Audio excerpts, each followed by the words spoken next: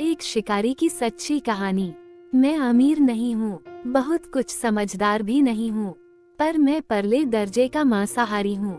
मैं रोज जंगल को जाता हूँ और एक आध हिरन को मार लाता हूँ। यही मेरा रोजमर्रा का काम है। मेरे घर में रुपये पैसे की कमी नहीं, मुझे कोई फिक्र भी नहीं। इसी सबब से हर रोज मैं शिकार के पीछे पड़ा रहता हूँ। मुझे शिकार का बड़ा भारी शौक है, यहाँ तक कि मैं उसके सामने अपने माँ, बाप, पुत्र, कलत्र और प्यारे प्राणों को भी कोई चीज नहीं समझता हूँ। आप लोग मेरे कहने को अगर झूठ समझते हो तो आप एक दिन के शिकार का मेरा वृतांत सुन लीजिए। उस वृतांत को सुनकर मुझे भरोसा है कि आप यह अनुमान कर सकेंगे कि मुझे शिकार ज्यादा प्यारा है कि अपना प्राण। अच्छा, अब उस वृतांत को सुनिए। मेरे यहाँ आदमियों की कमी नहीं है। अगर मैं चाहूँ तो शिकार को जाते वक्त एक की जगह कई आदमी ले जा सकता हूँ, लेकिन मेरी आदत कुछ ऐसी पड़ गई है कि चोर की तरह अकेले जाना ही मुझे अच्छा लगता है। शिकार के हाथ लग जाने पर मुझे उतनी ही खुशी होती है जितनी कि चोर को मनमाना माल मिल जाने से होती है। एक दिन की बात सुनिए। गर्मी का मौसम था, पल पल गर्मी बढ़ती जाती थी और आदमी पानी पानी चिल्लाकर अपने गले को और भी ज्यादा सुखाते जाते थे। ऐसे वक्त में मेरे गांव के कुछ आदमी मेरे पास आए। उन्होंने कहा कि गांव के पास का तालाब करीब करीब बिल्कुल सूख गया है, बीच में थोड़ा सा पानी रह गया है। वही पानी पीकर हम लोग किसी तरह से अपने प्राण बचाते हैं। पर कई दिनों से रात के वक्त एक बहुत बड़ा जंगली सुअर वहाँ पर आता है। वो उस कुंड से पानी भी पीता है और उसमें लौटकर बचे हुए पानी को कीचड़ कर देता है। इस वजह से वह पानी हम लोगों के पीने के लायक नहीं रह जाता। आप इसका कुछ बंदोबस्त कीजिए। यह सुनकर मुझे बड़ी खुशी हुई, क्योंकि मैं एक शौकीन शिकारी हूँ और निशाना भी बहुत अच्छा लगाता हूँ। मैंने उन लोगों से कहा कि आज चांदनी रात है, इसलिए आज ही मैं इस सुअर का शिकार खेलना चाहता हूँ। तुम अभी जाकर तालाब के पास के पेड़ पर एक मचान बना दो। वे तो यह चाहते ही थे। उन्होंने फौरन ही एक मचान मेरे लिए तैयार कर दिया। रात हुई, 8 बज गए। मैंने खाना खाया, अपनी मामूली शिकारी पोशाक पहनी, बंदूक हाथ में उठाए और एक भाला और एक पेशकब्ज भी हाथ में लिया। इस तरह साज सामान से दुरुस्त होकर मैं उस तालाब की तरफ रवाना हुआ। तालाब के पास पेड़ पर मचान को देखकर मैं खुशी से फूल उठा। भाले को मैंने उस मचान के ठीक नीचे गाड़ दिया और चढ़कर उसके ऊपर आसन जमाकर मैं बैठ गया। वहाँ पर मैं बिल्कुल अकेला था, मगर मैं बड़ा निडर हूँ। मुझे जरा भी डर न लगा। वायु मंद मंद चल रही थी। उसने नींद को झटपट मेरी आंखों के सामने लाकर खड़ा कर दिया, मगर मैं उसके काबू में आने वाला आदमी नहीं, इसलिए उस बेचारी को मुझसे 2 गज दूर ही खड़ा रहना पड़ा। इतने में कुछ दूर पर मुझे आहट मालूम हुई। मैं समझ गया कि वराह महाराज की सवारी आ गई। मेरा यह अनुमान ठीक निकला। तालाब के पास एक गुफा थी, वहीं पर वह सुअर आकर कंदमूल खोद खोद कर खाने लगा। मैंने अपनी बंदूक संभाली और इस ताक में लगा कि वह सुअर वहां से जरा और आगे बढ़े तो मैं उसे अपनी गोली का निशाना बनाऊं। इतने में एक और अजीब घटना हुई। जिस पेड़ पर मैं था, उस पर एक बड़ा ही भयानक सांप चढ़ा। सांप काला था। वह धीरे धीरे मेरे मचान की तरफ बढ़ा और मेरे ऊपर चढ़ाया। मैं कांप उठा। मैंने समझा कि मेरी मौत आ गई, मगर मैं चिल्लाया नहीं और न उस सांप को अपने शरीर से अलग फेंक देने की मैंने कोशिश की। मैंने सोचा कि अगर मैं चिल्लाऊंगा या इस सांप को पकड़कर जमीन में पटकूंगा तो आवाज सुनकर वह सुअर भाग जाएगा। अब आप समझ गए होंगे कि जैसा मैंने ऊपर कहा है, मुझे अपने प्राण उतने प्यारे नहीं है जितना कि मुझे शिकार प्यारा है। मैं पत्थर का हो गया। जरा भी अपने आसन को मैंने नहीं हिलाया।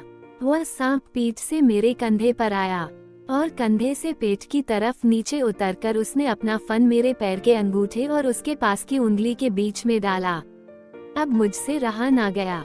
वहाँ पर मैंने उसके सिर को इस मजबूती के साथ दबाया कि वह सांप एक ही मिनट में फटक फटक कर वहीं मर गया। मेरे शिकार का पहला कांड यहाँ पर खत्म हो गया। अब तक उस गुफा के पास खोद ही खाद में लगे थे कि तालाब के पास पानी पीने के लिए एक भयानक भालू आ पहुँचा। अगर मैं चाहता तो उसे वहीं पर मार गिराता, मगर सुआ के भाग जाने के डर से मैंने ऐसा करना मुनासिब नहीं समझा। जाम्बुवनंदन पानी पीकर तालाब के पास खड़े खड़े दम लेने लगे। इतने में एक बहुत बड़ा शेर आता हुआ दिखाई दिया।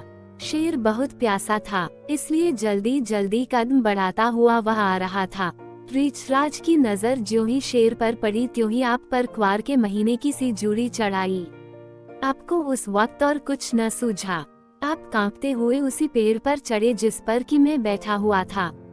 मेरे मचान के नीचे ही एक डाल थी, उसी पर वह आकर खड़ा हो गया और एक दूसरी डाल को अपने अगले पैरों से उसने खूब मजबूती से पकड़ लिया। डर भी बुरा होता है। उस वक्त मारे डर के वह रीछ इतने जोर से कांपता था कि वह उतना बड़ा पेड़ भी हिल रहा था। मैं आपसे कोई बात छिपाना नहीं चाहता, मेरा बदन पसीने पसीने हो गया। मुझ पर खौफ गालिब हो आया। मैंने कहा कि अगर मैं शोर करूंगा या कुछ भी हाथ पैर हिलाऊंगा तो ये रीछ फौरन ही मुझ पर हमला करेगा। इसलिए साहस करके मैं वहीं पर जमा हुआ बैठा रहा। शेर तालाब के पास पहुंचा। पहुंचकर उसने अच्छी तरह पानी पिया। वह किनारे पर बैठ गया और अपनी मूंछें सुधारने और धीरे धीरे गुर्राने लगा। शेर मेरे मचान के बिल्कुल ही सामने था। यह हालत देखकर उस पर वार करने के लिए मैंने अपनी बंदूक संभाली। इस बीच में वह सुआ गुफा की तरफ से चला और तालाब के पास आया। आहा, वह सुआ था कि हाथी का बच्चा। ऊंचाई में वह कोई 6 फुट था। उसके 2 दांत हाथी के दांतों के समान बाहर निकले हुए थे। वे इतने बड़े और मजबूत थे कि 3-4 फुट घेरे के तने वाले पेड़ को भी वह एक ही आघात में गिरा सकता था। उसे देखकर यह शंका होती थी कि कहीं प्रत्यक्ष दूसरे वराहजी तो नहीं अवतार ले आए। आपने शायद सुना होगा कि बड़े बड़े जंगली सुआ शेर से नहीं डरते। सुआ के पैने पैने प्रकाशमान दांतों को देखकर शेर को सुआ पर हमला करने का साहस नहीं होता था। सुआ को सामने आता देख मेरे शिकारी जोश ने जोर पकड़ा। उस भयानक अवस्था में भी मैंने कंधे पर बंदूक रखी और सुआ को लक्ष्य करके गोली छोड़ दी। यकायक दन की आवाज हुई। सुआ को गोली लगी, मगर उसने समझा कि सामने बैठे हुए गुर्राने वाले शेर ने मुझ पर यह चोट की है। बस एकदम वह शेर पर टूट पड़ा। दोनों में बड़ा भयानक युद्ध हुआ। आखिरकार वनराज को शुकरराज की कराल डालों का चबैना हो जाना पड़ा। इधर मेरी गोली के आघात से वराहजी भी स्वर्गलोक को सिधारे। यहाँ पर मेरे शिकार का दूसरा भी कांड समाप्त हुआ। आपसे मैं कह चुका हूँ कि एक भाला मैं घर से ले आया था और मचान के नीचे ही उसे मैंने सीधा खड़ा कर दिया था। ज्यों ही मेरी बंदूक से गोली छूटी और दन से आवाज हुई, त्यों ही नीचे डाल पर बैठे हुए रीछ ने समझा कि वह उसी पर छोड़ी गई। इससे मारे डर के उसके हाथ से वह डाल जो उसने हाथों से पकड़ रखी थी सहसा छूट गई। रीछ डाल से नीचे गिरा, मगर जमीन पर पहुंचने के पहले ही मेरा भाला उसकी छाती को पार कर गया। जरा देर में उस रीछ का भी काम तमाम हो गया और उसके साथ मेरे शिकार का यह तीसरा कांड भी तमाम हुआ। इस बहादुरी के लिए आप चाहे मुझे शाबाशी दें, चाहे मेरी सिफारिश करके गवर्नमेंट से विक्टोरिया क्रॉस का पदक दिलावें, मगर अब मैं कभी बंदूक हाथ से न उठाऊंगा। मैंने शिकार करना एकदम छोड़ दिया है। मैं नहीं चाहता कि मैं अपनी जान को फिर इतने बड़े जोखिम में डालूं।